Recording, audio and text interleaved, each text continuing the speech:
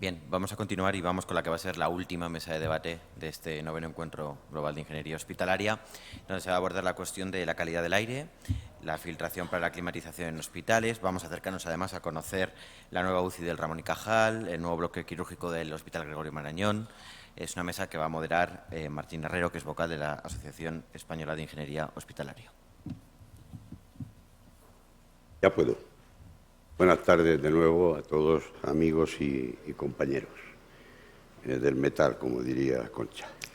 Vamos a hablar efectivamente de la calidad del aire, principalmente con independencia, y es lo primero que yo quería establecer de la pandemia. Parece que se ha hablado mucho durante la pandemia del aire y por todos lados del aire. Hace un momento hablaban de la presión.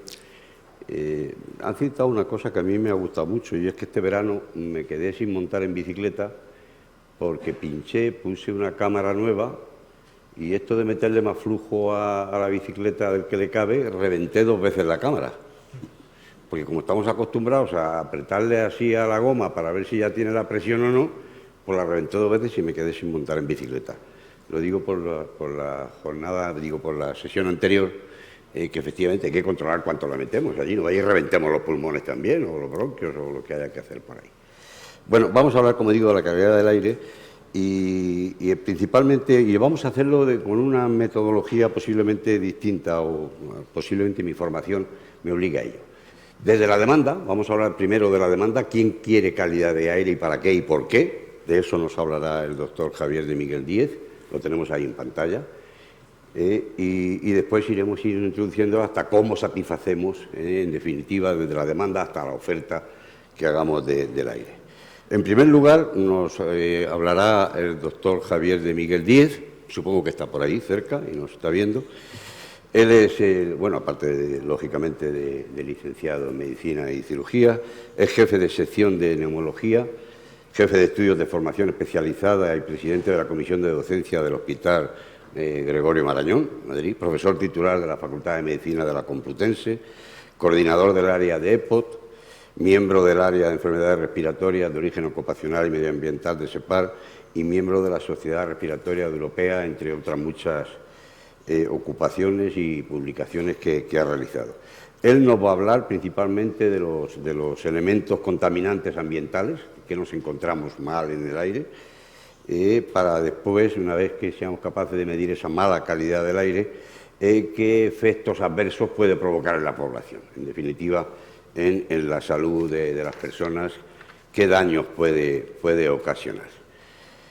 Después nos hablará el doctor Gonzalo Pascual Álvarez, aquí a mi derecha, doctor en veterinaria, en ciencias veterinarias, se licenció en la Facultad de Ciencias Biológicas, es también licenciado en Biología de la Universidad Complutense de Madrid, y, como digo, doctor en veterinaria. Director del Centro de Referencia de la FAO en Gestión de Riesgo Biológico, jefe del Servicio de Seguridad Biológica, Centro de Investigación en Sanidad Animal, el CSIC y NIA, más de 150 asesoramientos y en instalaciones de biocontención y más de 360 cursos. La verdad es que vamos desde la ciencia hacia la praxis, si os dais cuenta. Estamos desde una parte mucho más científica con nosotros hasta que lleguemos a la realidad aquí a mi izquierda, que es el día a día, que es la normativa. Y más de 65 publicaciones en bioseguridad. Él nos va a hablar principalmente de la adaptación de las instalaciones de tratamiento de aire a la nueva norma de diseño en el nivel 3 de las salas de biocontención. Nos hablará de eso, y nos hablará también de cómo adaptar a la normativa 171.400 a la norma 171.400. Posteriormente, y más hacia mi derecha, Enrique González Boticario, ingeniero industrial. Esto se me acaba de caer, pero a mí se me sigue oyendo, ¿verdad? Que se me ha caído de la oreja el cacharrico el pinganillo, pero se me sigue oyendo. Ingeniero industrial por la Escuela de Ingenieros Industriales de Madrid. Hay mucha ciencia ahí en esta mesa. Y actualmente, experto, me decía hace un momento, en coaching, o coaching, como se diga, yo no manejo bien los idiomas, por la Facultad de Psicología. Seguramente que tanto una cosa como la otra le han venido muy bien en su trabajo, porque ahora mismo es el jefe de sección de mantenimiento del hospital el doctor Lafora, y por lo tanto, pues tanto los conocimientos de psicología como de ingeniero yo creo que le vienen bastante bien. Ha sido director del contrato de eficiencia energética del Hospital de la Princesa, al que me honro haber sido jefe de servicio y subdirector hasta el año 2004 o 2005. No tuve la oportunidad de conocerle en ese contrato, pero bueno. Jefe de Ingeniería y Mantenimiento de Laboratorio Farmacéutico, construcción y puesta en marcha del mismo. Jefe de Mantenimiento de Instalaciones de Clima muy variadas, desde el aeropuerto de Palma de Mallorca, estación de Chamartín, Parlamento de Andalucía, etcétera, etcétera. O sea, muchos y grandes edificios. Su charla va a ser sobre la normativa relativa a la calidad del aire en el entorno hospitalario, o sea, ya nos vamos acercando al hospital, por decirlo, aunque todos ellos van a hablar de hospitales, y sobre validaciones y cualificaciones en salas de ambiente controlado, de lo que nos estamos hablando.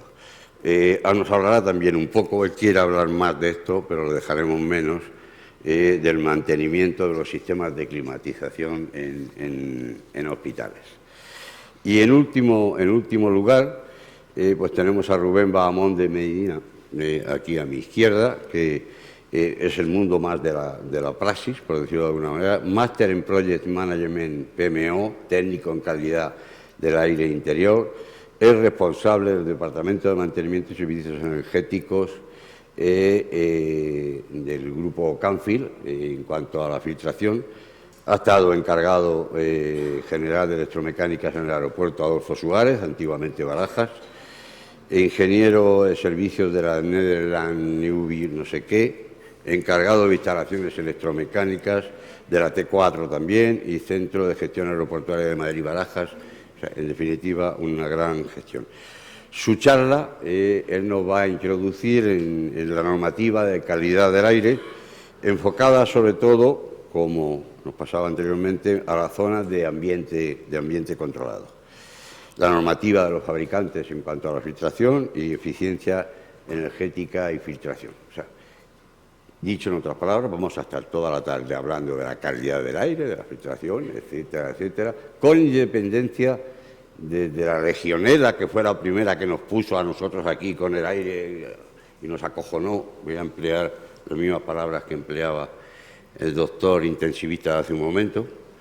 Que nos acojonó en aquellos momentos, hasta el último acojono que hemos tenido, que ha sido con el de la pandemia. Vamos a hablar con independencia de eso. O sea, y de hecho, yo le voy a dar la palabra, en primer lugar, lo tenemos a nuestra espalda, al doctor Javier de Miguel Díez, para que efectivamente nos empiece hablando de los efectos contaminantes y de los efectos adversos que sobre la salud de las personas nos puede provocar. Don Javier de Miguel, que ya no está ahí. ¿Dónde está? Está allí. Sí. Buenas tardes. Buenas tardes. En primer lugar, quería dar las gracias a la organización por invitarme a participar de esta mesa y también al moderador por su amable presentación. Como ya he comentado, voy a hablar un poquito sobre la calidad del aire y sobre los efectos de la contaminación ambiental sobre la salud de las personas. Un momentito. No pasa la diapositiva. Ahora. Antes de empezar, me gustaría decir que reflexionar un poco sobre esto. Inspiramos alrededor de 2.800 veces por día y en cada respiración introducimos en los pulmones aproximadamente medio litro de aire, lo que hace una cantidad de 10.000 litros de aire al día, nada. Pues bien, al respirar, además de oxígeno y nitrógeno gaseosos, el organismo entra en contacto directo con gases y partículas que flotan en el aire, muchas de las cuales son nocivas para la salud. ¿Qué entendemos por calidad de aire aceptable? Pues es la calidad de aire que no contiene sustancias contaminantes en concentraciones que resulten nocivas para la salud y cuya calidad es juzgada como satisfactoria por al menos el 80% de las personas expuestas a sus efectos. Por el contrario, entendemos por contaminación ambiental como la presencia en el aire interior y o exterior de cualquier agente o la combinación de varios de ellos en forma, lugar y concentración suficiente para modificar las características naturales de la atmósfera y afectar de forma nociva la salud. Lógicamente, la puerta de entrada de estos contaminantes es el tracto respiratorio, con lo cual el pulmón pasa a ser el primer órgano afectado, pero no el único, como veremos a continuación. Es un problema importante, no solamente que causa movilidad, sino que causa mortalidad. De hecho, es la cuarta causa de muerte en el mundo. Se estima que alrededor de 7 millones de muertes anuales en el mundo se producen por efecto de la contaminación, según la OMS. 400.000 en Europa y cerca de 10.000 en España. Esta cifra es muy superior a la que se produce, por ejemplo, por los accidentes de tráfico, que se estima en 1.700 muertes anuales. O sea, que es un problema muy importante. Uno de los principales agentes contaminantes son las partículas en suspensión o material particulado, que según su tamaño se clasifican en PM10 de tamaño inferior a 10 micras, PM2,5 de tamaño inferior a 2,5 micras o PM0,1 de tamaño inferior a 0,1 micras. Estas son las partículas finas. Pues bien, las de mayor tamaño se quedan alojadas cuando entran en el aparato respiratorio, habitualmente en las vías aéreas superiores, pero las más pequeñas pueden llegar a las partes más distales, más profundas del pulmón. Desde ahí pasar al torrente sanguíneo y ser responsable de las manifestaciones cardiovasculares, en fin, estas respiratorias de la contaminación. Otros contaminantes comunes son los óxidos de nitrógeno, el monóxido de carbono, el dióxido de azufre y el ozono troposférico. En esta diapositiva podemos ver los valores máximos permitidos según la Unión Europea y un poquito más bajos, son más restrictivos según la OMS. Por otra parte, existen dos tipos de contaminantes ambientales. Los primarios, que se producen por acciones que tienen que ver con el ser humano, por ejemplo, los óxidos de nitrógeno, que emiten los tubos de escape, o el dióxido de azufre producido por las fábricas. Pero por otra parte tenemos los contaminantes secundarios, que son aquellos que se producen cuando los primarios reaccionan con la luz solar. Un ejemplo característico es el ozono troposférico. Entre las principales fuentes de agentes contaminantes tenemos las emisiones de vehículos a motor, que son las más importantes, la combustión industrial, el procesamiento de metales, el uso de pesticidas en la agricultura, la quema indiscriminada de bosques y zonas verdes, la construcción y demolición de edificios, fuentes de uso doméstico como calefacción, cocina y lava volcánica. Hasta hace poco nos parecía anecdótico, pero con el volcán de Palma, pues esto cobra un protagonismo muy importante en la actualidad.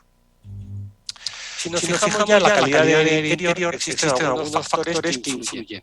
Por ejemplo, las deficiencias en los sistemas de climatización o ventilación, la contaminación exterior, que cuando la contaminación exterior es alta también puede penetrar al interior de los edificios, y luego también hay contaminantes interiores, contaminación química, producida por productos de combustión, con mala ventilación, con mantenimiento deficiente, esto es muy típico de las calefacciones, estufas, materiales de construcción, mobiliario, actividades humanas, por ejemplo, productos de limpieza. También podemos estar sometidos a contaminación física, el ejemplo más característico es el algodón, y también contaminación biológica, hongos sacados del polvo y endotoxinas producidas por bacterias como la Legionela, como ha mencionado el moderador al inicio de esta presentación. ¿Y qué sucede cuando el ser humano tiene contacto con estos contaminantes? Pues existen, por un lado, efectos a corto plazo, efectos agudos y efectos a largo plazo que se derivan de la exposición continuada. A corto plazo, la contaminación puede producir una irritación, una inflamación de las vías aéreas superiores, de la nariz, de la garganta, de las vías respiratorias, y provocar síntomas como tos, expectoración, disnea, falta de aire. Puede favorecer también la aparición de infecciones respiratorias por disminución de los mecanismos de defensa del pulmón. Y en aquellos pacientes que tienen ya enfermedades respiratorias como asma y EPOC, pues puede proponer un empeoramiento de los síntomas de estos procesos, aumentando así las consultas, las visitas a urgencias, las hospitalizaciones e incluso la mortalidad. A largo plazo, el efecto continuado de la contaminación sobre el ser humano puede producir una disminución del desarrollo pulmonar en niños expuestos. Puede ser causa de asma, de hecho se estima que entre un 15 y un 30% de los casos de asma se deben a la contaminación. Puede ser causa también de bronquitis crónica, enfisema. Así se reconoce en las principales guías de práctica clínica, tanto nacionales como internacionales, y por otra parte también es de sobra conocido que está reconocido como un carcinógeno de tipo 1 para el desarrollo también de cáncer de pulmón. Pero no solamente los efectos de la contaminación se limitan al aparato respiratorio.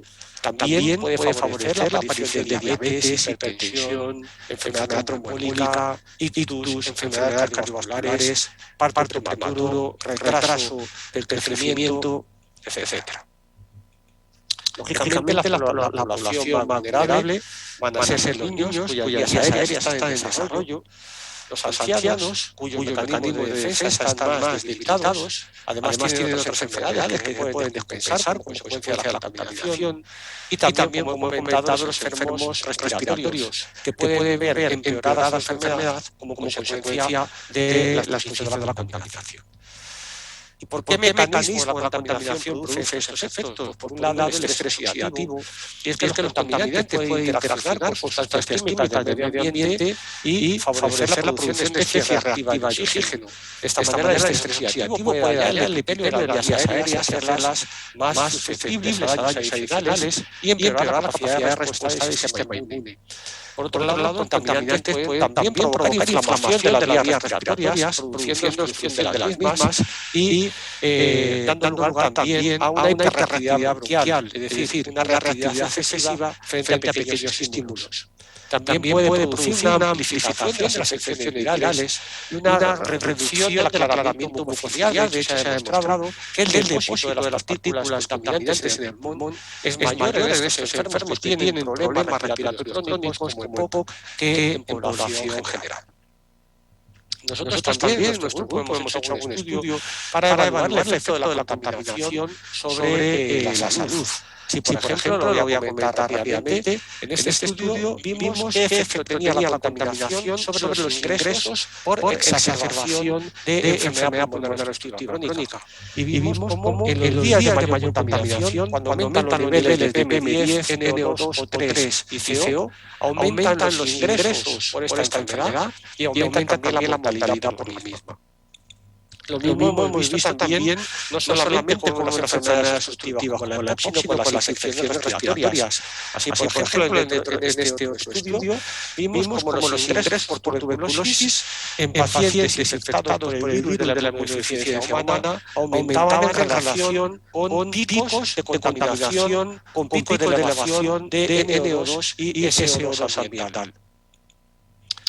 Enfermedades obstructivas, enfermedades infecciosas, también enfermedades vasculares, cardiovasculares, por ejemplo, el tromboembolismo pulmonar. En este estudio, en el que evaluamos los ingresos por tromboembolismo pulmonar entre los años 2001 y 2013, vimos que en aquellos periodos en los que aumentan los niveles de NO2 o 3, aumentan también los ingresos y la mortalidad por esta enfermedad. Y si en esta enfermedad excluimos aquellos casos que tienen una causa conocida, es decir, solamente evaluamos pacientes con tromboembolismo pulmonar idiopático sin causa aparente, vemos cómo en los días previos había un aumento de los niveles de dióxido de nitrógeno. Es decir, todos estos estudios demuestran la relación entre los picos de contaminación y los efectos sobre la salud. De hecho, este es un área de interés creciente. La investigación en este campo está aumentando considerablemente. Aquí podemos ver un estudio de 2019 cómo a medida que pasa el tiempo aumentan claramente las publicaciones en relación con los efectos de la contaminación sobre la salud. Y en todos los países, lógicamente, más en países como China o Estados Unidos, pero también en nuestro país y en otros múltiples en todo el universo. Y aquí podemos ver cuáles son los estudios, digamos, en función del tamaño que más publicaciones han generado, pues estudios sobre efectos de la contaminación, sobre síntomas respiratorios, enfermedades cardiovasculares, ingresos hospitalarios, mortalidad, etc. Aquí podemos ver un poco qué podemos hacer para mitigar estos efectos de la contaminación de la parte de la derecha. Aquí podemos ver cómo para mitigar un poco la contaminación ambiental de exteriores podemos utilizar mascarillas, que hoy en día ya nos sorprende después de la pandemia.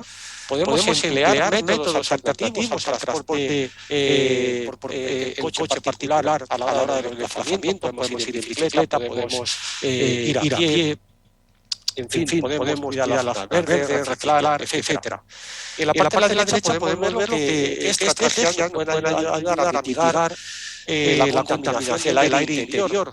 Pues una ventilación adecuada, el uso de filtros, que supongo que hablaremos a continuación también de esta mesa, el uso de combustibles seguros, etcétera. Hay una serie de posibles soluciones a nivel global, que luego también podremos discutir, que son invertir en una producción de electricidad de alto rendimiento, mejorar la gestión de los desechos domésticos y ciudades municipales, construir sistemas de transporte público seguros y accesibles y redes en las que se tengan en cuenta las necesidades de peatones y ciclistas, construir ciudades más verdes y compactas con edificios de alto rendimiento energético, y ahora veremos algunos ejemplos de ello, proporcionar acceso universal a combustibles y tecnologías limpias y accesibles para cocinar, calentar e iluminar. Pues nada, muchas gracias. Esto es lo que quería comentar y luego en el debate podremos hablar de ello. Muchas gracias.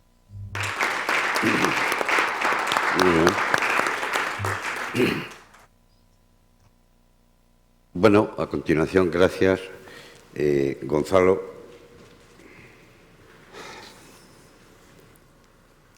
¿Qué tal? Buenas tardes a todos. Vaya hora para soltar esta charla. Y además, ¿qué hace un biólogo aquí, un doctor en veterinaria, mezclado con ingenieros y médicos? Pues precisamente por lo que hemos estado hablando antes, en las anteriores mesas, y es que la gestión del riesgo biológico es una cuestión multidisciplinar, donde el asesor de bioseguridad, el responsable de seguridad, el especialista en bioseguridad tiene mucho que decir. Y poca atención se le ha prestado durante la situación que hemos vivido recientemente, ¿no? Y que seguimos viviendo. Además, el riesgo biológico no solo atañe a las instalaciones hospitalarias, sino también a los laboratorios de microbiología, a los laboratorios de investigación, a las centrales de producción de vacunas, a las unidades de experimentación animal, que también aparecen en muchos centros hospitalarios. Y además con curiosidades o situaciones especiales como la de que en una instalación hospitalaria a un paciente tú le puedes pedir que estire un brazo para abrirle una vía, sin embargo a una vaca con la que nosotros trabajamos, un ternero, un caballo, un camello, con los que hemos trabajado en investigación en MERS, por ejemplo, en MERS-CoV, pues lo que te hace es que cuando le pides eso te da una coz o te pega un mordisco, ¿no? O cuando diseñamos instalaciones para trabajar con macacos, precisamente para hacer todo el desarrollo de las vacunas que luego van a ser utilizadas en humanos. El macaco te escupe, te orina, defeca, te lanza cosas y si puede te muerde, ¿no? Entonces el diseño de estas instalaciones es fundamental que haya especialistas en bioseguridad que toquen estos apartados. Indudablemente el aire es el aspecto más fundamental dentro de este tipo de instalación porque es el vehículo de transmisión. Nos han llenado de miedo al riesgo biológico por todos los lados. En los medios de comunicación, en la televisión, en los cines, nos han presentado películas que o nos mataban en unos segundos o nos convertían en zombies, como era la Guerra Mundial Z, donde Brad Pitt tenía un apartado muy especial, ¿no? Y como curiosidad decir que la película Contagio ha sido una de las más, si no la más, visionada durante el confinamiento. O sea, tenemos morbo también por el miedo al riesgo biológico, ¿no? Y además nos viene este señor, ya en el 2002, con la guerra con toda la crisis del Antras, y nos dice que una de las cosas que más le asusta para morir, quizás por encima de las armas de táctica o de guerra nuclear, y para la que menos capacidad tenemos, es la guerra biológica, por lo que nos faltaba, ¿no? para arreglarlo todo esto. Nos ha generado tanto miedo que nos hemos tenido miedos los unos a los otros y nos seguimos teniendo miedos los unos a los otros, ¿no? No nos juntamos, nos superprotegemos muchas veces.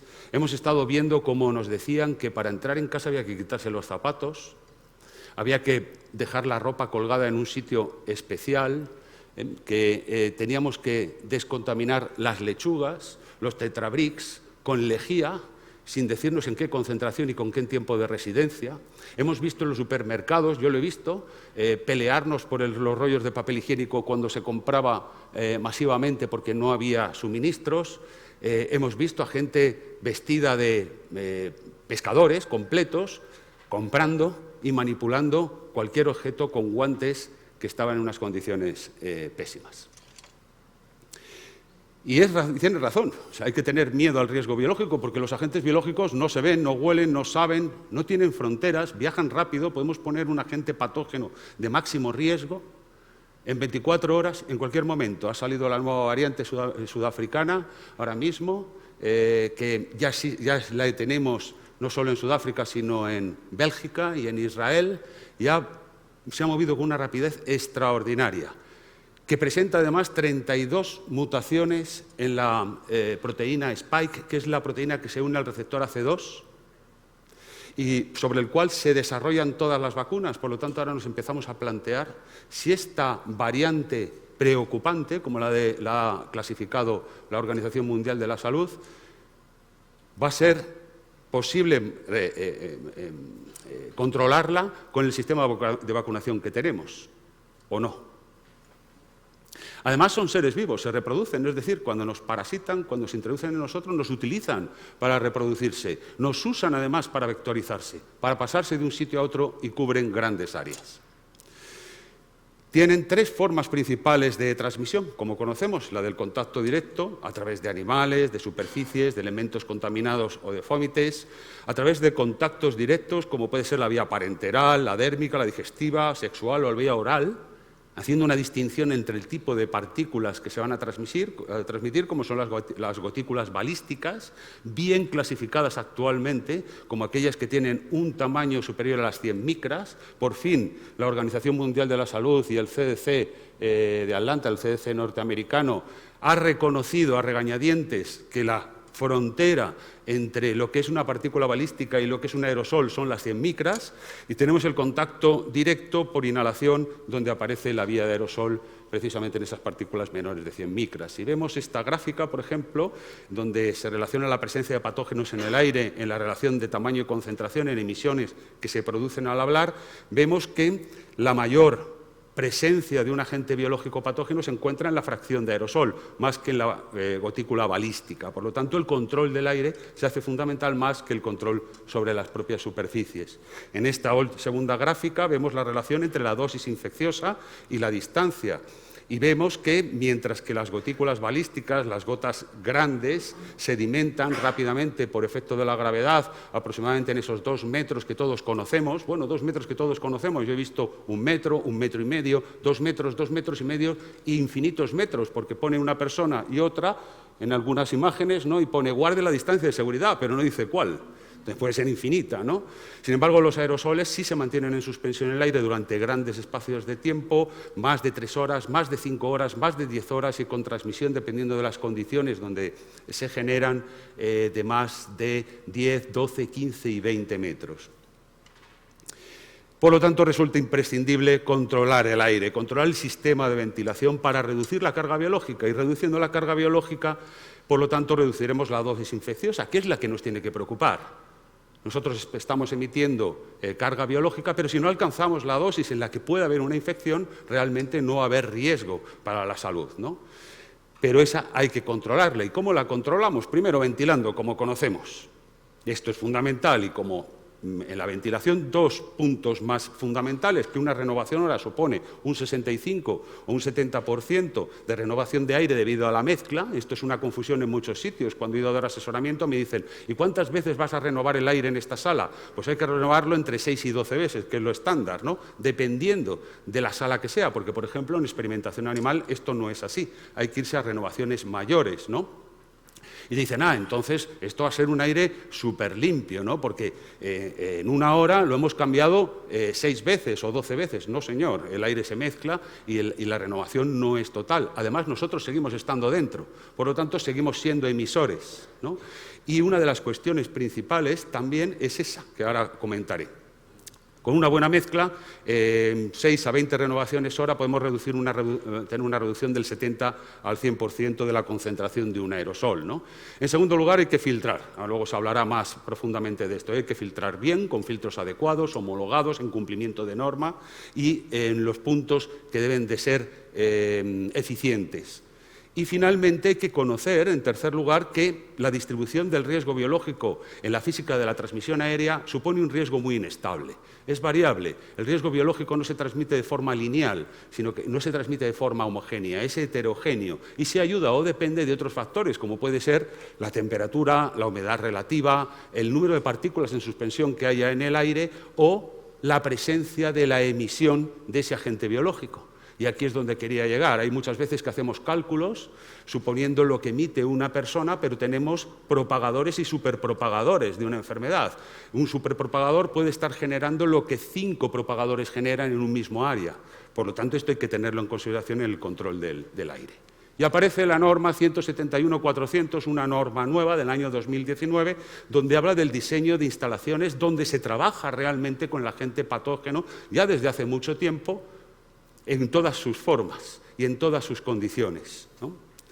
Instalaciones que cada vez van proliferando más en España. Actualmente el censo es de 64 instalaciones de alta contención biológica o que se autodenominan de alta contención biológica y donde seguimos encontrando mesas de madera, sillas de madera, puertas que abren hacia afuera, puertas que no tienen cierre automático, etcétera, y se clasifican como niveles 3 de contención y donde se puede trabajar con Bacillus anthracis, con SARS-CoV-1, SARS-CoV-2, MERS-CoV, West Nile, Valle del Rift, tuberculosis multiresistente, etcétera, etcétera, etcétera, agentes biológicos, muchos de ellos aerotransportables, ¿no?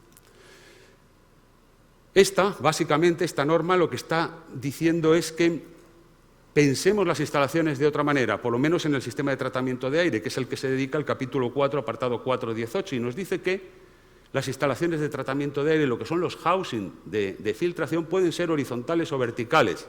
Pero, ojo, el conducto que nos lleva a él tiene que tener un límite, tiene que tener una distancia limitada. No debe de ser excesivo porque ese espacio es un espacio contaminado que tendremos que tener en consideración a la hora de su manipulación, de un mantenimiento clásico preventivo, por ejemplo.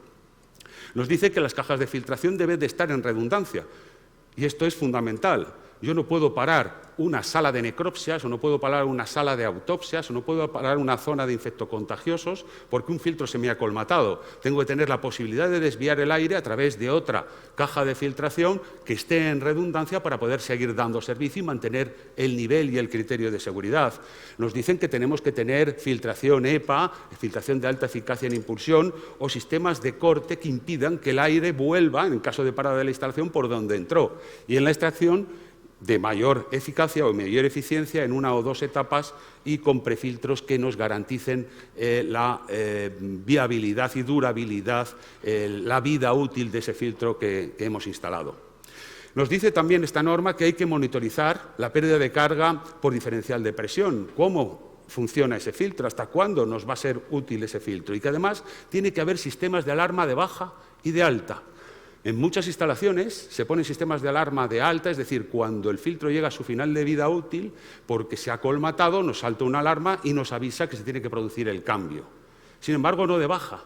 No se ponen alarmas en baja. Y una alarma en baja significa que el filtro se ha roto y que está teniendo una baja pérdida de carga, por lo tanto hay un escape a través de su sistema de filtración. Además, deben de estar dotadas de puertos para realizar el test de integridad que tiene que ser anual. Hay que chequear al filtro y hay que decirle, nos tiene que decir si va bien, si está bien situado, si no se ha movido en sus alojamientos, si las juntas no se han resecado o resquebrajado y están permitiendo fugas a través del marco, ¿no? Y de la propia superficie filtrante. Hay que monitorizarlo. Además, tiene que tener puertos o tomas de descontaminación. Es obligatorio descontaminar un filtro antes de retirarlo. Y para eso tiene que estar preparado con el sistema de inyección de gas que sea el conveniente. Actualmente el que prolifera más es el peróxido de hidrógeno vaporizado, pero hay otros más, como el dióxido de cloro, etcétera. Y para eso tiene que tener válvulas upstream, downstream, arriba de corriente y abajo de corriente, estancas, que nos permitan mantener el gas ahí el tiempo necesario a la concentración necesaria, ¿no? Además, de este sistema de descontaminación tiene que tener los sistemas de cambio seguro, el sistema comúnmente conocido como back-in, back-out, donde el trabajador, la persona de mantenimiento, el especialista de seguridad biológica no toca directamente el filtro, sino que pasa a través de una bolsa. Bolsa que muchas veces se desaloja de su punto de anclaje o se rompe porque tiene esquinas que son abiertas, aristas abiertas, que rasgan o rajan la bolsa. Por eso es necesaria descontaminación, una descontaminación primaria. Y además se tiene que hacer un control de aire en operación, es decir, hay que acreditar que el tratamiento del aire en biocontención no solo está bien diseñado y funciona bien, sino que resulta realmente seguro. Hay que realizar pruebas iniciales y periódicas de control físico y microbiológico, y esto es importante porque hay una escasez en el mercado de todo esto. ¿Cómo controlo microbiológicamente un sistema de descontaminación dentro de un filtro? ¿Simplemente le meto un gas y luego lo cambio? Porque sí, creo que se ha descontaminado bien. Cuando nos hacen un desarrollo de ciclo las empresas fabricantes o instaladoras de filtros, ¿realmente nos están haciendo el desarrollo de ciclo con la empresa de descontaminación correcto? Porque el filtro hay que manipularlo, hay que tocarlo para colocar los bioindicadores necesarios y garantes para saber que el sistema de descontaminación ha funcionado. Y, sin embargo, ese filtro hay que moverlo para colocar los bioindicadores. Ese filtro está limpio, pero en operación, en la realidad, ese filtro estará colmatado, estará altamente saturado, contendrá partículas de agentes biológicos patógenos, por lo tanto no lo puedo desalojar para poner los bioindicadores. En las cajas de filtración no se ha pensado un sistema que monitorice que ese filtro está descontaminado. Eso lo ha empezado a desarrollar Camfil, y no es por hacer publicidad a la empresa, ha sido años trabajando con ellos y convenciéndoles, los que somos usuarios de este tipo de instalaciones y los que somos diseñadores de este tipo de instalaciones, que tenía que haber un sistema para poderlo monitorizar. Camfil ha desarrollado un útil muy sencillo, que es una barra situado en un puerto seguro, abajo de corriente, donde coloca quimiindicadores y bioindicadores que nos van a decir si el gas pasó a través del filtro para poder realizar una descontaminación correcta. Esto ha sido, tanto la norma como estos avances tecnológicos, un salto de calidad increíble en los últimos años, y que la pandemia nos ha hecho espabilar a todos y nos ha hecho acelerar para intentar hacer las cosas mucho mejor. Esperemos que esto nos dure en el tiempo. Muchísimas gracias por su atención.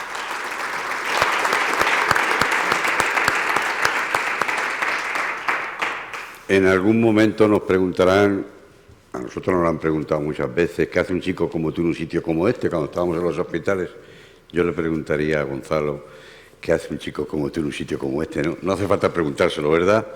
Que nos ha demostrado. Muchas gracias, Gonzalo, de verdad. Sí. Enrique. Buenas tardes. Ay, se me ha caído. Perdonad. A ver si soy capaz de colocármelo yo. Creo que sí. Bueno, muchas gracias por invitarme al foro y encima invitarme por primera vez que vengo y encima como ponente o como participante en una mesa de debate, con lo cual doble agradecimiento por la invitación, y luego encima he caído en la mejor mesa de debate. Lo siento por los otros, pero es lo que pienso. No, en serio, ha sido fantástica la exposición de mis dos anteriores compañeros. Yo estoy aquí para hablar fundamentalmente a mis compañeros. Estamos todos juntos, somos, en principio, la Asociación Española de Ingeniería Hospitalaria, la mayoría, o todos, somos ingenieros de hospitales. Bueno, buenas tardes. Pongo estas fotos, como voy a hablar de calidad de aire, pues bueno, miro el exterior, que es donde yo desde pequeñito consideraba que estaba el mejor aire, pues estaba el aire fantástico, calidad de aire perfecta. Luego pongo ahí un vial porque mi aterrizaje en el mundo de la gestión de la calidad de aire es porque mi primer trabajo fue en un laboratorio farmacéutico como ingeniero de mantenimiento, y prácticamente la primera tarea fue colocar unas salas limpias, terminar el trabajo de instalación de unas salas limpias en una nueva zona de producción de estériles y, por lo tanto, cualificar, validar, etcétera, etcétera, y a partir de ahora convivir, y a partir de ese momento convivir con el mantenimiento de esa instalación, que de verdad que me hizo aterrizar a la realidad de del mundo de la calidad del aire interior porque, como seguro que sabéis, cualquier problema que hubiera en una zona de estas que provocara contaminación de un fármaco estéril es dramática, no lo siguiente. Bueno, y luego pues pongo fotos de hospitales y de un sistema de climatización como cualquiera, porque ya esa es la realidad en la que vivimos los ingenieros. Los ingenieros de mantenimiento vivimos en la realidad de intentar convivir con el aire que tenemos, con el aire que tenemos, con las instalaciones que tenemos.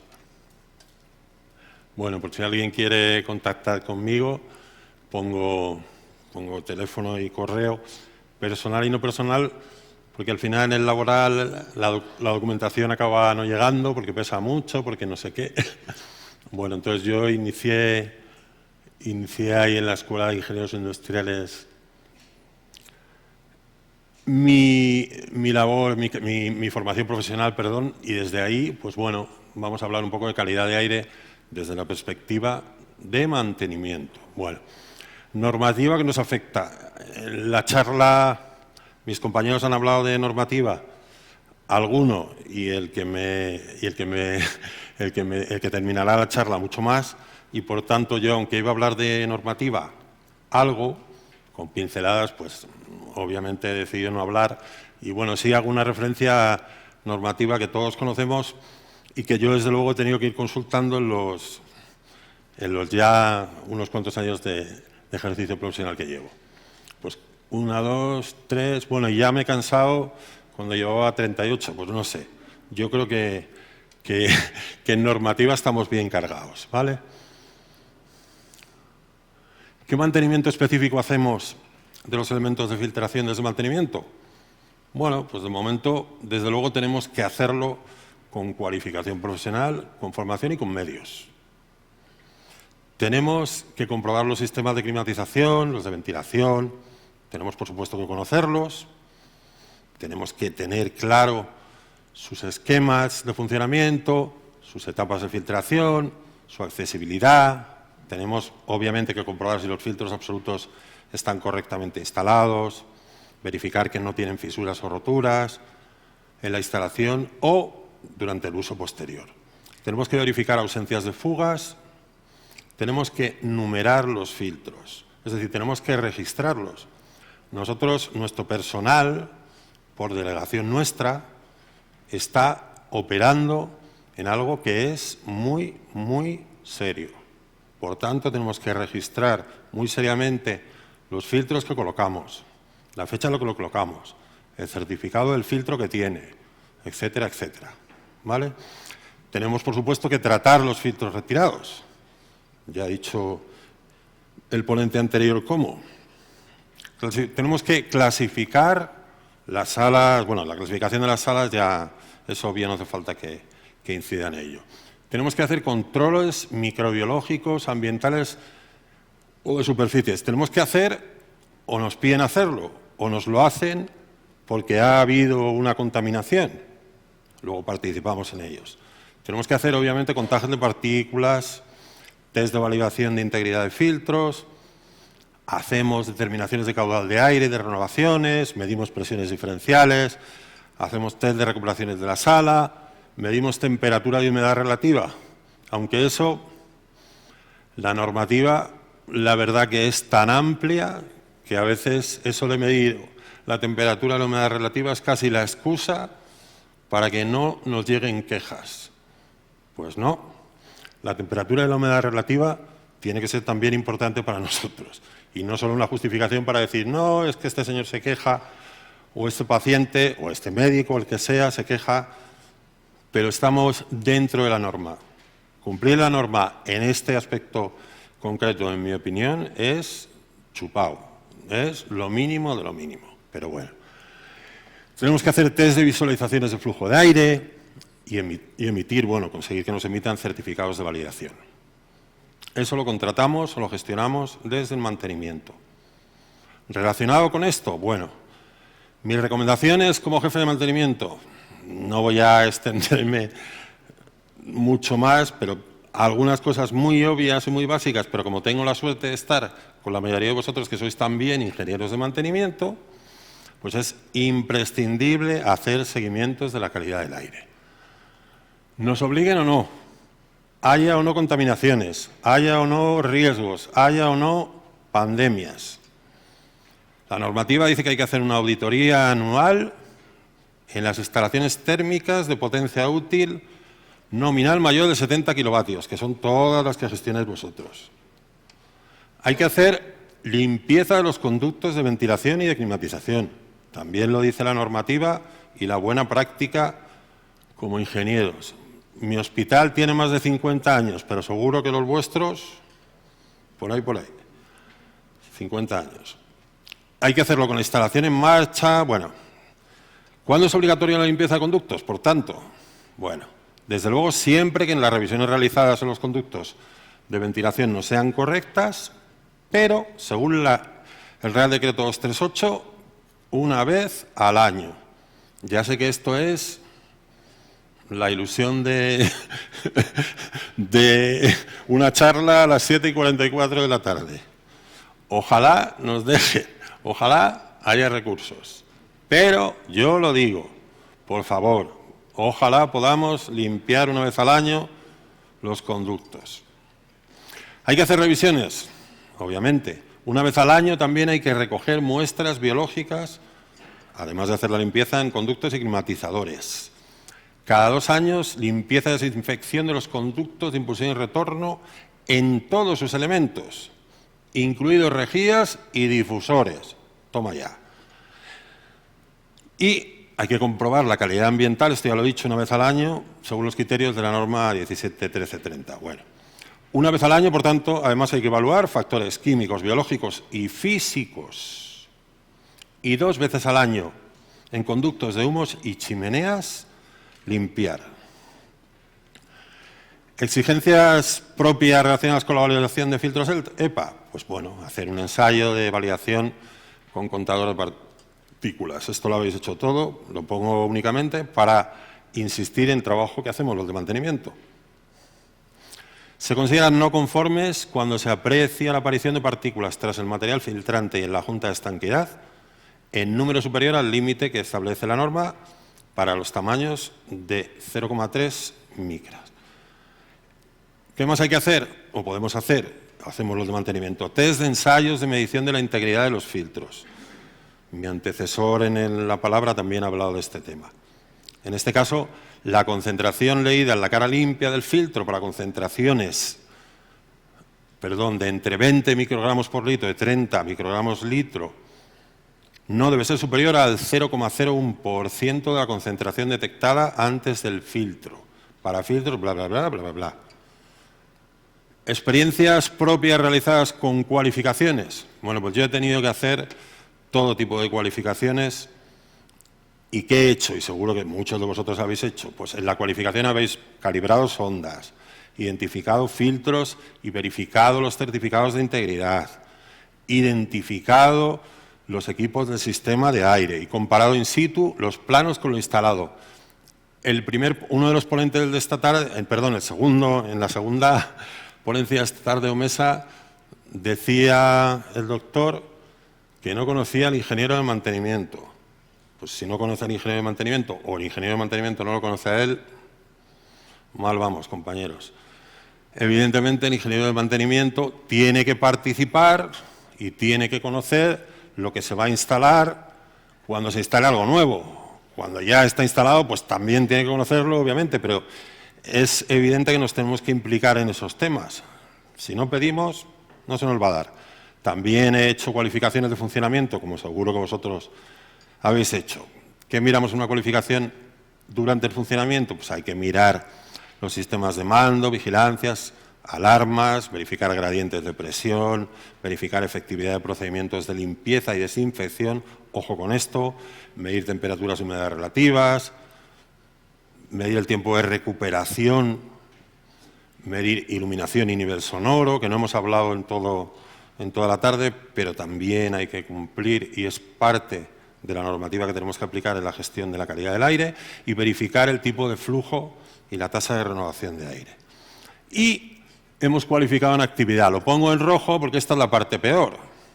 Cuando ya hemos cualificado ahí es porque nos han llamado. Bueno, pues verificamos gradientes de presión, temperatura y humedad relativa, contaminación microbiana del aire y de las superficies. Yo recuerdo la primera cualificación que hubo que hacer en este laboratorio hace por 29 años. Nos la imputaron, entre comillas, o generaron dudas de si podía ser imputable a mantenimiento, y la conclusión fue que la contaminación era debido a que una de las operarias del laboratorio estaba en el periodo de gestación, en el periodo ovular mensual. ¿Cómo os lo digo? En un laboratorio farmacéutico no pueden entrar en las zonas estériles. En esa época y en ese laboratorio ese día se lo saltó esa señora. No lo comunicó, etcétera. Bueno, hay que verificar la tasa de renovación. Experiencias propias con instalaciones, por poner alguna experiencia que resulte diferente. Pues bueno, en estos sistemas integrados de ahorro en la ventilación ahora se han puesto de moda. Pues ahora, en concreto en mi hospital, hemos puesto en una sala de tratamiento específico, porque se hace un proceso especial. Mi hospital es un psiquiátrico, tiene un tratamiento diferente o, sí, especial en comparación con los hospitales generales. Bueno, pues se ha instalado un sistema de estos en una sala concreta, que había una máquina concreta, y los pacientes se les trata de una forma sensible. Pues tiene una filtración en 4 etapas este equipo. Esto como anécdota también de una sala final, en la parte final del ramal de distribución de aire, en la que colocaron una cabina de flujo laminar. No sé si era la mejor decisión colocarla, pero la colocaron. Y una vez colocado, cada vez que iban a hacer el análisis, pues salía mal. Y claro, la pobre técnico del laboratorio o responsable del servicio estaba amargada. Bueno, pues ahí hubo que poner una caja filtrante con ventilación y con esas etapas de filtrado. No había otra solución, porque no llegaba ni siquiera caudal de aire. Limpieza de conductos. Pues hay que limpiar conductos, y para limpiar conductos tienes que saber la normativa, tienes que planificar el trabajo y tienes que usar máquinas específicas.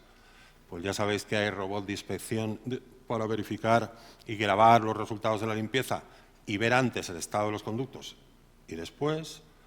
Una máquina de cepillado, ojo con el cepillado, también la normativa habla de esto. Y al final, pues los sistemas de limpieza de conductos están compuestos por esos elementos.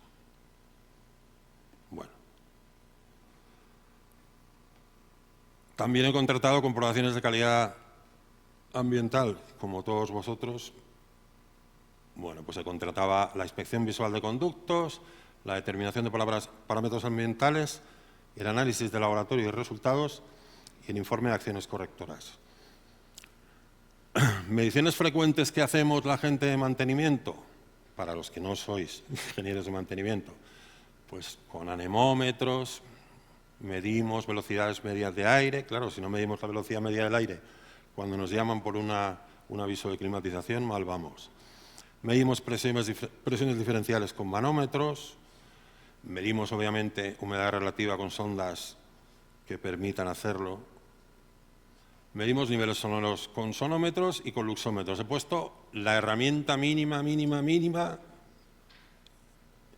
y Martín dice que aligere. Bueno, vocabulario de mantenimiento, aligero. ¿Tenemos suficientes medios técnicos e información? ¿Tenemos y hacemos algo para que tenga nuestra gente formación y cualificación suficiente? ¿Cumplimos o hacemos cumplir la normativa?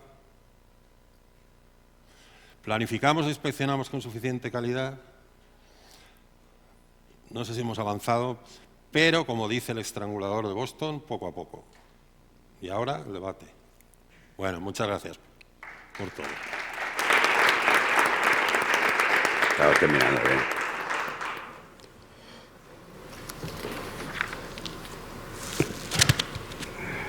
Buenas tardes a todos. Agradecer a la Redacción Médica y a la Asociación Española de Ingeniería Hospitalaria la oportunidad de estar aquí. Agradecer a todos los ponentes, en especial a vosotros. Muchas gracias por todo, Gonzalo, Enrique, Martín. Bueno, yo vengo a hablaros un poco de la normativa de calidad de aire en centros hospitalarios, enfocado sobre todo a la parte de filtración. Y lo que voy a intentar es hacer que tengáis una visión global de cómo todas las normativas al final interactúan entre sí, y que no es suficiente con conocer una, sino que hay que entender cómo se relacionan entre sí, ¿no? ¿Por qué? Porque cuando hablamos de calidad de aire interior en un centro hospitalario, hay que tener muy claro que hablamos de un factor diferenciador. Y es que tanto los requisitos como las exigencias de esta tienen un denominador común, que es la bioseguridad. Bioseguridad desde el punto de vista del paciente, bioseguridad desde el punto de vista de las personas que trabajan en el centro y bioseguridad desde el punto de vista de las enfermedades nosocomiales. ¿Por qué? Porque no solo es importante tratar el aire que metemos de la calle dentro del centro, realmente el aire que es más problemático es cómo vamos a tratar el aire interior, qué circuitos vamos a usar de ese aire, porque podemos generar contaminaciones. Para hacer todo esto bien, lo que tenemos es una serie de normas que nos van a acompañar y que es un poquito lo que yo quiero es que veamos la visión global. No voy a hablar de todas porque podríamos estar aquí pues un mes. Yo separo la normativa en tres pilares. Por un lado, la que nos afecta a la parte de requerimientos, a la parte de diseño, a la parte de ejecución y mantenimiento. Por otra parte, la normativa que afecta a la parte de inspecciones, a la parte de procedimental, a la parte de documentación y control de calidad. Y por otra parte, la normativa de los fabricantes, que esto parece que muchas veces se queda aparte y no, es muy importante. Y toda esta normativa, además, toda conjunta tiene una normativa asociada de eficiencia energética, es decir, tenemos que conseguir unas prestaciones, pero no vale de cualquier manera. Tenemos dos pilares fundamentales, dos apoyos, ¿no? Tenemos por un lado la 100.713 de 2015, que son para las zonas de ambiente controlado, y por otro lado tenemos el RITE. Y si vemos un cronograma, vemos que estas dos normas nos van a seguir en toda la fase de diseño, de ejecución, de puesta en marcha y mantenimiento, pero que a partir de puesta en marcha y de la parte de mantenimiento se nos unen más normativas, como puede ser la 171.340, y abajo os he marcado la norma 1 16798. Esta norma ha derogado a la 13779 de ventilación de edificios. Esta la voy a contar al final, ¿vale? Lo he puesto ya aparte solo para contarlo al final. La 100.713 nos va a tratar todo el tema de tratamiento de aire a nivel de tratamiento térmico, humedad relativa, distribución del aire, elementos terminales, filtración de zonas sensibles, clasificación de zonas, etc. Y cuando hablemos de una zona de ambiente controlado siempre la vamos a cualificar con la norma 171.340, pero para el resto de zonas tenemos que cualificarlo, según lo dice el RITE, con la norma UNE 171.330, que es la hermana de la 340, pero para las zonas que no sean de ambiente controlado. La norma 171.340-2020, ¿qué nos dice? Bueno, pues nos dice que tenemos que hacer una serie de controles periódicos. Entre ellos, uno, la puesta en marcha de la instalación. Es decir, cuando nosotros terminamos una obra, tenemos que hacer una puesta en marcha y tenemos que generar una documentación que va a ser nuestra línea base.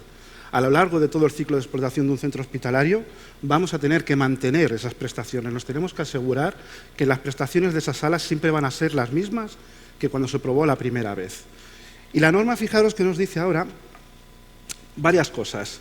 Nos dice que tenemos que realizar controles al inicio de la obra, o sea, cuando nos dan la obra, tenemos que realizar controles cuando hagamos cualquier operación de mantenimiento o hagamos un cambio de filtros, y tenemos que realizar controles una vez al año.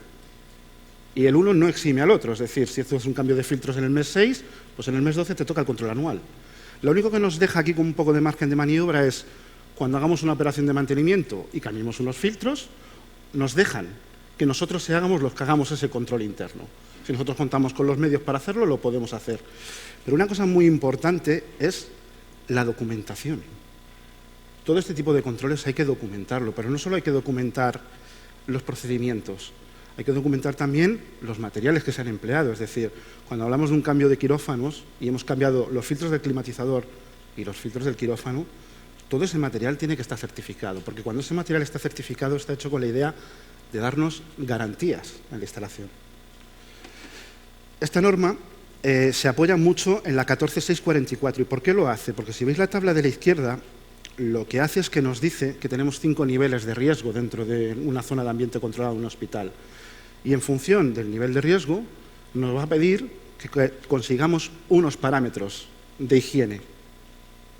Nosotros, para determinar, por ejemplo, en el contagio de partículas, que nos lo pide en parámetros ambientales, o en los parámetros de la instalación que nos pide que midamos la integridad del filtro, como la eficacia de retención del filtro EPA, nos tenemos que ir a esta tabla de la 14644 para saber, en función de la clasificación de sala, si nos piden una ISO 5, cuántas partículas de 0,3 micras podemos contener por metro cúbico de aire. Así va relacionando las normas. Esta es una norma que se utiliza muchísimo en la parte de farmacéutica, en laboratorios, o en la parte de microelectrónica. Es una norma que está muy trabajada, que tiene muchos años de experiencia y está muy testada, y la 171.340 lo que hace es beber de ella, esta parte de los procesos. Cuando tenemos una sala de un determinado tamaño, el número de muestreo que tengamos que hacer lo determina también esta norma. No podemos decir, no vengo, hago un punto de contagio y ya está. No, depende de la superficie, tendremos que hacer tantos puntos de contagio como sean necesarios.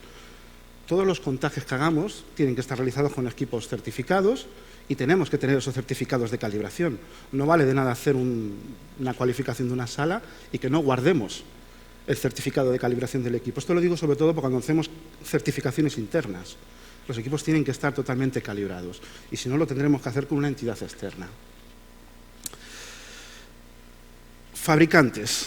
¿Por qué es importante conocer la normativa de fabricantes? Al final, cuando tenéis una sala de ambiente controlado, nosotros, como suministrador de productos, os damos filtros absolutos.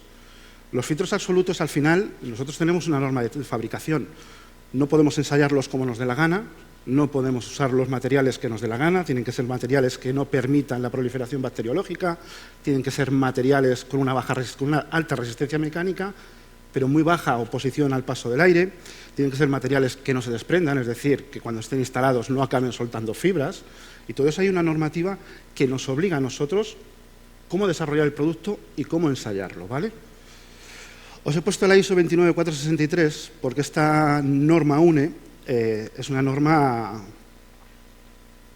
que aplica solo a una parte, digamos a la parte de España, Europa, pero si te vas a Inglaterra, o te vas a Asia, o te vas a América, hay otro tipo de normativa. ¿Qué van a hacer? Estandarizarlo. Van a sacar una ISO y van a decir, oye, para que cada uno no determine un método de medición o llame a un filtro absoluto de una manera determinada y que todos hablemos el mismo lenguaje, van a sacar una estandarización. Y lo que van a hacer es abrir, pues en la clasificación van a salir como filtros intermedios, ¿vale? Esto se hace simplemente porque se conoce, y esto es triste decirlo, pero es así, se conoce que hay muchos fabricantes que no pasan los protocolos de verificación, y ahora os lo voy a enseñar. Esto es una forma de coger un filtro que dice es un H13 y decirle no es un H13, es un H o es un E12,5. Y si es un E12,5, este filtro ya no podrá ocupar ciertas salas. Se hace para eso, ¿vale? Para aumentar las garantías del usuario final. Y además, que para mí es lo importante de esta norma, cuando hablamos de filtros de H13 hacia arriba, la norma nos dice a los fabricantes que tenemos que desarrollar un test scanning, es decir, el filtro lo tenemos que meter en un banco de pruebas y le tenemos que hacer una serie de pasadas y todo eso hay que registrarlo en un documento que es ese, que es como el carnet de identidad del filtro, donde nosotros garantizamos al usuario final que el filtro ha sido ensayado de forma individual, o sea, es decir, cada filtro se ensaya de forma individual y que ha pasado esa prueba y tiene que tener el mismo número de serie, la eficacia del filtro, qué caudal se ha movido, cuál es la pérdida de carga y todos esos datos que están en esa ficha tienen que estar en la etiqueta del filtro. Y esto es importante por un tema de trazabilidad, porque la 171.340 que está ahí nos dice que cuando vamos a documentar el ensayo, una de las cosas que hace falta es el certificado del filtro. Y el certificado del filtro tiene que cumplir la norma. No sirve de nada que nos den un filtro EPA que dice no, está realizado acorde a la norma N1822 y es un H13. Pues si está realizado acorde a esa norma, la norma te dice que hagas ese scanning y que se lo entregues al usuario final. Y es un scanning, ya os digo, individual. Cada uno va a tener su número de serie y es totalmente individual. Y la norma nos obliga a tener este certificado. Tenéis la obligatoriedad de pedirnos a los fabricantes que os aportemos esta documentación. Y no puede ser un certificado genérico, es individual. Cuando ya nos salimos de la parte de filtros EPA y hablamos de filtros de ventilación de general, pasa lo mismo. Hay una nueva norma, que es la norma UNE en ISO 16890, que lo que ha hecho es derogar a la 779. Y esto lo ha hecho por varias cuestiones. Uno, porque la antigua norma tenía dos grandes deficiencias. Uno, las partículas que se medían en el ensayo eran partículas de 0,4 micras. Esto daba pie a la picaresca y a la trampa. Tú puedes hacer un filtro que se comporte muy bien para ese tamaño de partículas, pero con el resto sea un colador. Con lo cual, yo ensayaba el filtro a 0,4 micras, 90% F9. Esta norma ha dicho, no, esto es un fallo, hay que abrir mucho más el espectro de medición y vamos a empezar a medir en 3 rangos. 0,3 1 micra, 0,3 2,5 y 0,3 10. Y además lo que ha hecho es coger los porcentajes de retención y equipararlos a las mediciones de calidad de aire exterior. Cuando medimos en la calle siempre hablamos de PM2,5 y PM10. Si a un usuario de la calle le dices, tengo un filtro que retiene el 80% de PM2,5, ahora lo entiende. Quizás en nuestro ámbito, hablar de filtros PM1 80% nos ha roto los esquemas, porque estamos muy acostumbrados a hablar de filtros F9, F8, F7, pero en realidad es una norma mucho más actual, mucho más con los tiempos que corren ahora y que es mucho más comprensible. Y además, mucho más garantista. Porque antes podías tener un filtro F9, muchos fabricantes han ensayado los filtros ahora y ese filtro se les ha quedado como un F7, porque han cambiado las formas de hacer el ensayo. Y además esta norma dice, el filtro tiene que estar certificado. Tenéis que ir a un organismo externo y tenéis que certificar tanto su eficacia como su eficiencia energética. Y todo eso tiene que estar accesible para el usuario final. ¿Quién es el organismo que hace esto? Lo hace Euroven. Euroven es una entidad externa que certifica a todos los fabricantes de productos de climatización, no solo los filtros. Pero los filtros, lo que se hace es un ensayo donde nosotros le mandamos una serie de filtros y ellos van a ensayar que ese filtro realmente retiene lo que decimos que retiene y qué gasto energético genera a lo largo de su vida útil. ¿Por qué es importante esto? Porque el precio del kilovatio hora, por ejemplo, está a precio de azafrán. Entonces, podemos tener una eficacia, y os voy a hablar en el lenguaje antiguo, de un filtro F9, y para la misma eficacia podemos estar invirtiendo 3 veces más de energía. Y esto es algo a lo que no le prestamos atención. Es decir, nosotros queremos retener partículas. Sí, eso es la eficacia. Pero ¿a qué eficiencia? Nos vale todo. Es decir, la única variable que vamos a tener en consideración a la hora de adquirir un producto de este tipo va a ser el coste. No puede ser.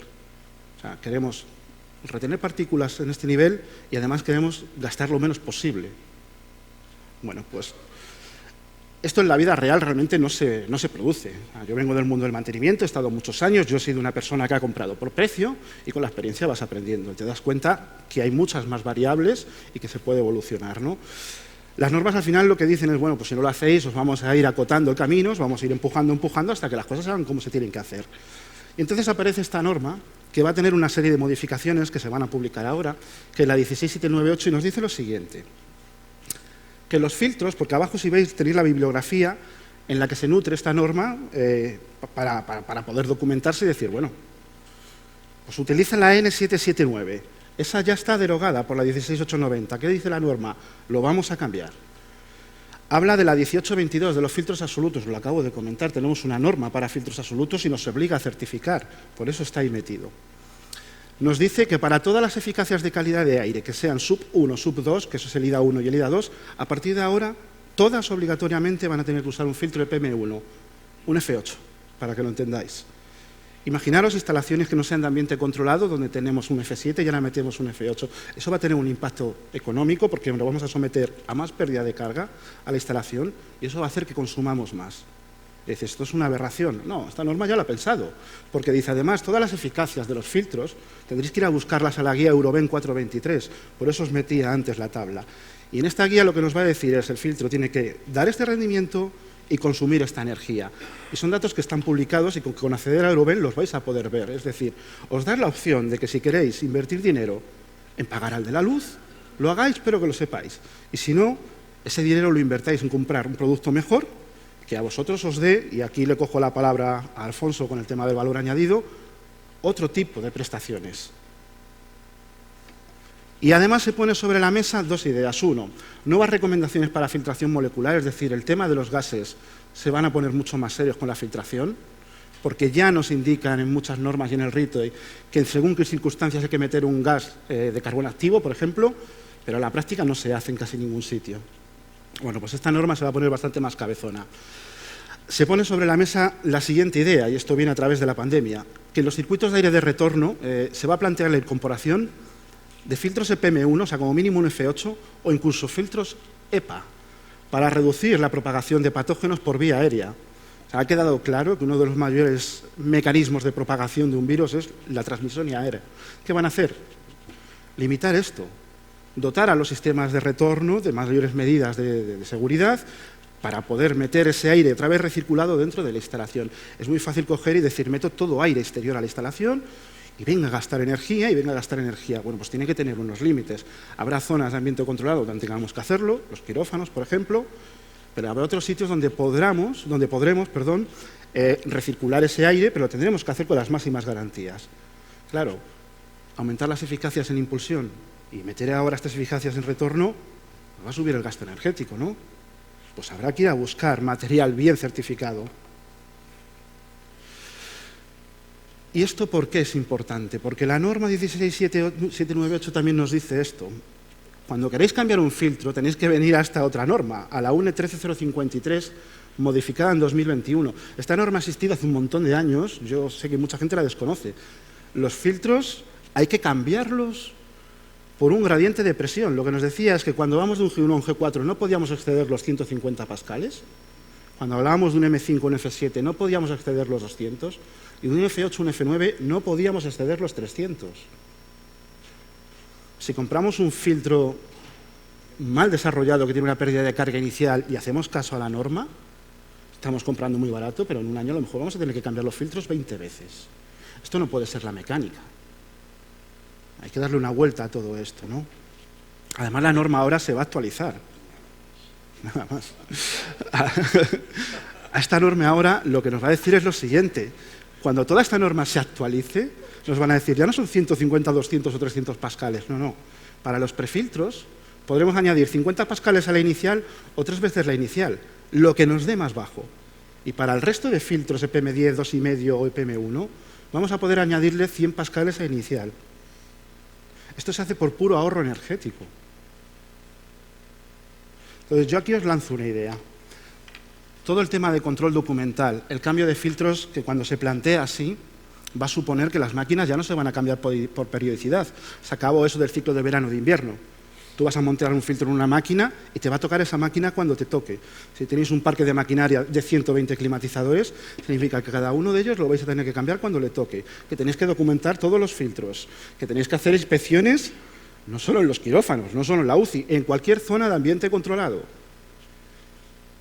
A lo mejor interesa darle una vuelta al tema de la eficiencia energética, coger ese dinero que le estamos pagando directamente a Iberdrola, al suministrador de la luz, y decir, lo voy a invertir en que las empresas de filtración de aire evolucionen un puntito, dejen de ser suministradores y empiecen a darle ese valor añadido, eso que hablábamos de Porter, es decir, que expertos en la filtración de aire, no en el suministro de material, sino en proveer soluciones de filtración de aire, os den esto en un paquete cerrado, ¿no?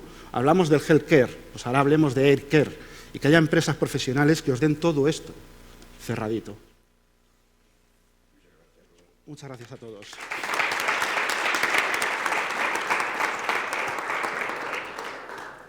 Muchas gracias. Como no me mirabas, no te podía cortar. No había manera. Me he hecho un poco loco. Ya te he visto. Estamos terminando. Es que nos han dado 10 minutos más y son los que nos estamos comiendo ya en este momento. Ya están prácticamente comidos. El título de la mesa hablaba del Ramón y Cajal y hablaba del Gregorio Marañón. Que, bueno, pues aparte del doctor que lo tenemos ahí arriba, que es del Gregorio Marañón, pero él no ha hablado del bloque quirúrgico. Yo, a modo de resumen, bueno, en el Ramón y Cajal, pues la UCI de Ramón y Cajal consta de 24 boxes individuales con ventanas, 2 controles de enfermería, posibilidad de intercambio en cada uno de los boxes de presiones, de presión positiva a presión negativa, aparte de otras muchas más particularidades, y filtración EPA, no sé si 13 o 14, déjalo si ya estamos terminando. No lo mantengo yo. Y filtración EPA tanto en la impulsión como en la extracción, a modo de resumen. Del Gregorio, en otro momento ya os lo cuento también, y si no, pues miramos en la bibliografía, que hay mucho por ahí escrito. No damos pie, si me lo permitís, a turno de ruegos y preguntas, para nada, y por lo tanto yo doy por terminada la mesa, de alguna manera.